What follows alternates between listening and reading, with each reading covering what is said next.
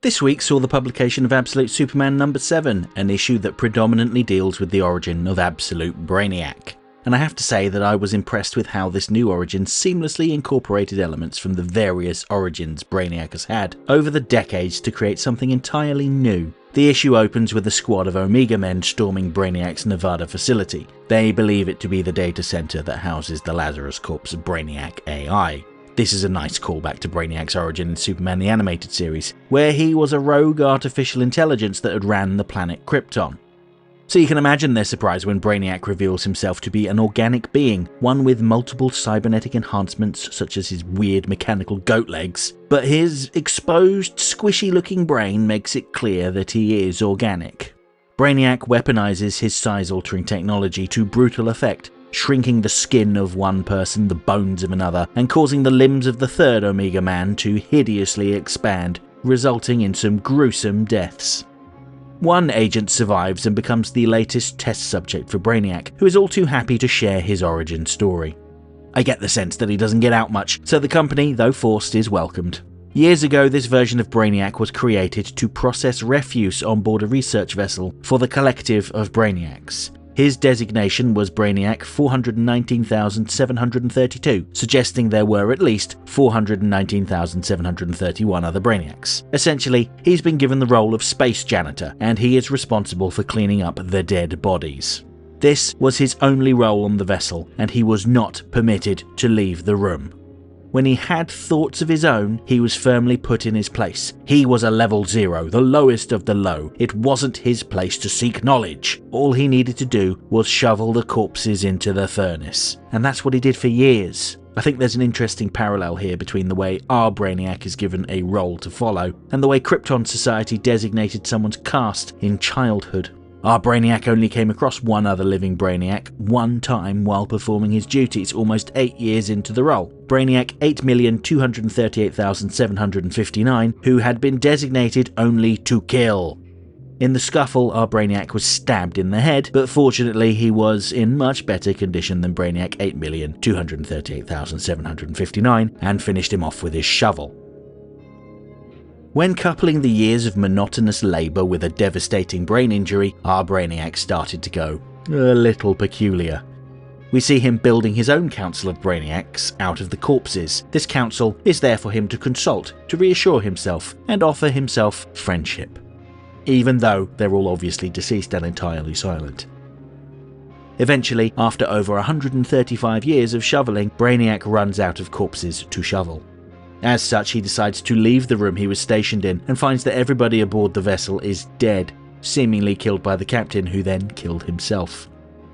A normal person might find the idea of being trapped alone on a spaceship with a bunch of corpses a bit off-putting, but our Brainiac was over the moon. Now, he was the most senior Brainiac, and he promoted himself to level 100, lifting all restrictions that had been placed on him. He was going to set off to explore the universe and satiate his curiosity. The mainline comic book version of Brainiac had a somewhat convoluted history, as I discussed in my video about the DCAU version of Brainiac over on my main channel. Go watch that video if you haven't seen it already. First, he was a green-skinned alien in impossibly short shorts that collected miniaturized cities in bottles. Later it was revealed that he was an android built by the supreme intelligence of the planet Kolu, sent out to gather information. Then he shed his physical fleshy form and became a skull-faced death-bringing robot. Later, he became pure consciousness and took over the body of a human mentalist. And then there's his stint as Krypton's AI from Superman the Animated Series. I really like how this absolute version of Brainiac takes bits and pieces from everything that had come before and mashes it together into something new. One of the things that I find funny is how Brainiac is very well aware that he is mad. In fact, he wonders to himself if things might have been better for him if he had just stayed in that room with his shovel. But he states that his life after shoveling refuse has been much more fun. Brainiac's cruelty and twisted mindset is further demonstrated in this issue when he smashes one of his shrunken cities and stamps on the tiny inhabitants because they don't know anything about Superman.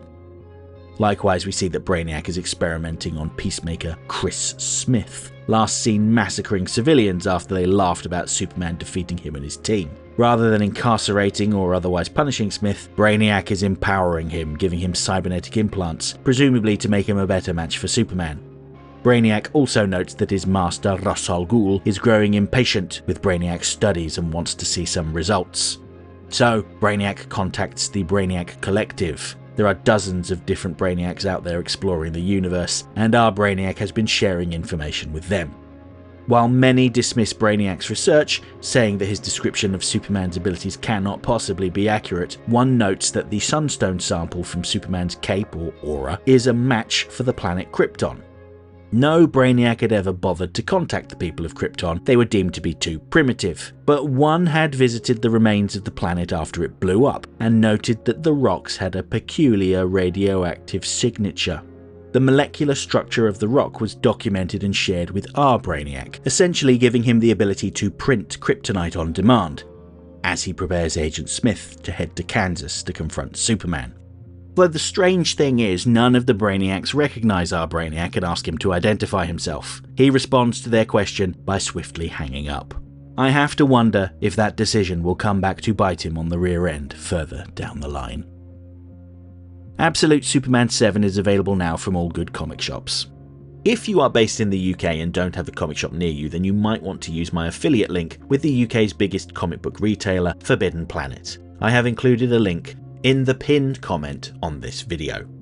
Alternatively, if the idea of hoarding a collection of comic books fills you with dread, I am getting perilously close to filling up our storage unit. You may want to try getting a digital copy of the issue from Amazon. I also have an affiliate link with them, which you could use to help my channel out. This is also included in the pinned comment. For those that have read the issue, what did you think? Do you feel a measure of sympathy for Brainiac? Is there something relatable about a being born into a world that didn't care for him and was handed a position that he had no interest in? What effect will this manufactured kryptonite have on Superman? Do you expect it to have the same properties as the mainline kryptonite? And what are his plans for Chris Smith? Sounds like he's being turned into some sort of ultimate peacemaker, or should that be absolute peacemaker? Let me know what you think in the comments below. Next time, I'll be back later this week to talk about the second issue of Absolute Green Lantern, where the alien Abin Sur delivers his judgment on the people of Evergreen, including Joe and Hal. Is he friend, foe, or something else entirely? And then next week it'll be time to look at another issue of Absolute Batman, where we will hopefully learn more about this frightening new version of Mr. Freeze. Hope to see you then.